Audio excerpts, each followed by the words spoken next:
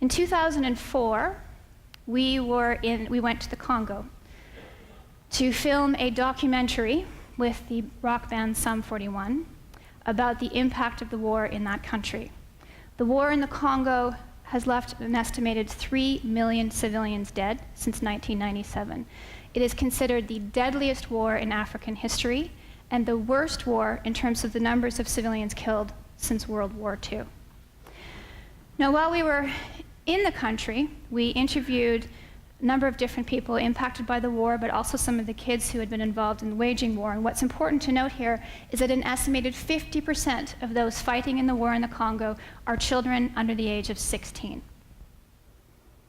And while we were in the country, tensions escalated. We were based in the town of Bukavu, and eventually we were forced to flee across the border ourselves with a number of other civilians. Now I'm going to run an audio clip from the documentary that we produced, because it's really important when you think about war that you don't just see the stories, that you hear them and that you feel them, because that is the agony of what it means to survive in a conflict zone. Can you run the clip, please? Nous avons évalué la situation ensemble pour voir comment est-ce que nous pouvons obtenir très rapidement l'arrêt des tirs. Et ensemble, avec les autorités militaires, nous souhaiterions savoir qu'est-ce qui est en train de se passer, pourquoi cette guerre, elle vise quoi, quels sont ses objectifs, parce que nous la considérons comme une guerre inutile. It'd been about a half an hour of just silence, and it felt like, oh, okay, good, maybe it's over. And people were, going out of the rooms and sitting outside and just talking, and we were feeling pretty good. By that point, we were making jokes, and then out of nowhere, this huge mortar just went off. So we'll be in touch. It hit so close that dust started falling off the ceiling. We gotta go back inside this. War, it's so unpredictable, and you have no idea. I mean, at one point, it sounded like it was really far away, and then 10 minutes later, it sounds like it's right outside the door.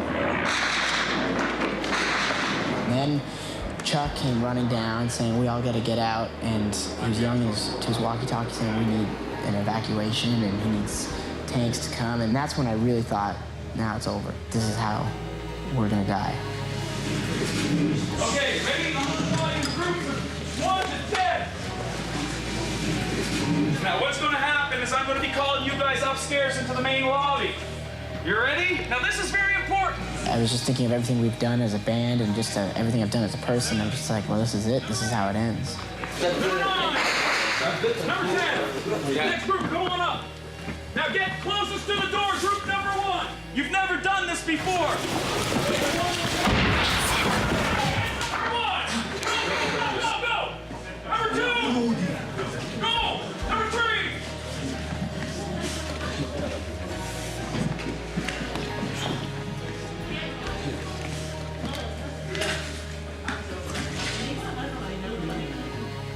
We received 2 mortar rounds. It's still hard for me to listen to that and not shake. But the reason why I wanted you to hear that is because there are people all around the world who are living with war, and the psychological impact that has on your daily existence is almost unfathomable, I think, to many of us here until we have lived it ourselves, and hopefully most of us never will.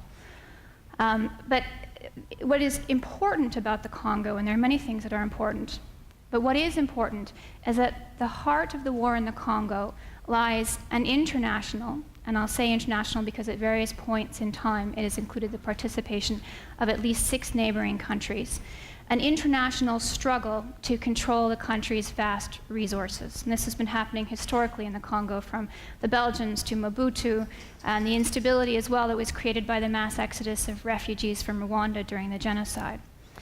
But at the heart of the war in the Congo lies a struggle to control many minerals, precious stones, metal, and timber. And of particular importance to the industrialized world, to many of us, is a little-known mineral called coltan, which is found in many of our cell phones, video game consoles, and computers. A couple of years ago, a UN panel of experts investigated 114 companies and 54 individuals who were in violation of OECD guidelines for multinational enterprises in association with the war in the Congo. Some of these violations included companies supplying arms to rebel and foreign forces, companies relying on the services of rebel and foreign forces in order to mine minerals out of the Congo, and companies buying minerals from the Congo without conducting due diligence tests as to where those minerals came from. A global shift in the paradigm around war requires all of us to understand how our actions, directly and indirectly, can contribute to the suffering of millions of people around the world. And coltan is just one example. The war in Sierra Leone and the war in Uganda, the war in Angola, those are wars that have been principally fought to control diamonds. And conflict diamonds or blood diamonds make up about 5 to 10% of the world's diamonds. There is an international process of certification that has been underway for many years, and it should be routine for any of you to go into a diamond store and demand a certificate of origin, and yet it isn't. I'm going to give you another example about our connection to war. In 2003, my husband and I, who's also a medical doctor, we worked together, we were on our way into Iraq about 2 days after the fall of Saddam's statue in Al Fardous Square. And we found ourselves at the home of a very dear friend of ours. Her name was Akila al-Hashimi. And as we sat in her living room drinking tea, her 2 little nieces scattered about the house. They were 6 and 8. And they were practicing their French, because Akila, who is a civil servant with the Department of Foreign Affairs in Baghdad, she had a degree in French literature from the Sorbonne. And she had promised her nieces that now that the war was over, that the sanctions would end, and she was going to take the little girls to Paris. And as we sat in her home, Akila turned to us and she said, "I feel as if the last 30 years have been confiscated from me.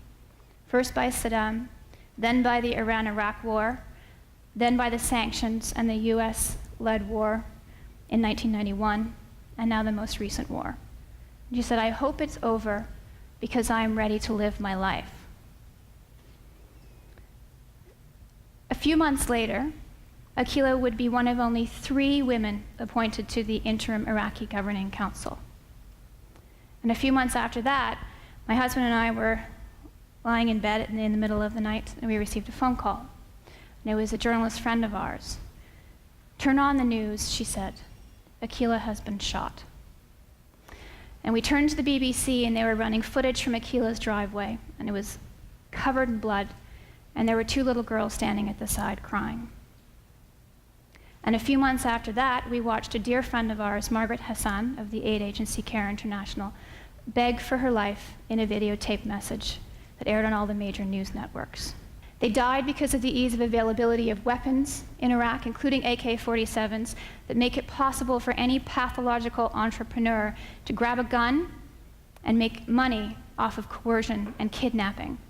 But they also died because of something that's been happening very recently in our line of work, but particularly over the last 10 years. They died because of a gradual blurring of the margins, blurring of the lines between the military and between humanitarian operations. And what do I mean by that? I mean that the military has engaged consistently in a public relations exercise to win the hearts and win the minds of local people, and they have done that by engaging in things that are traditionally the domain of humanitarian actors. Food distributions, provision of hospitals, provision of health services, and the like.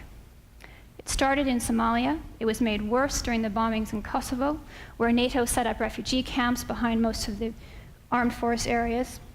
It continues in Afghanistan, and it continues in Iraq. I'm not talking about peacekeeping. I'm not talking about what Erwin referred to earlier in terms of a United Nations sanctioned protection force. Those are not the same things.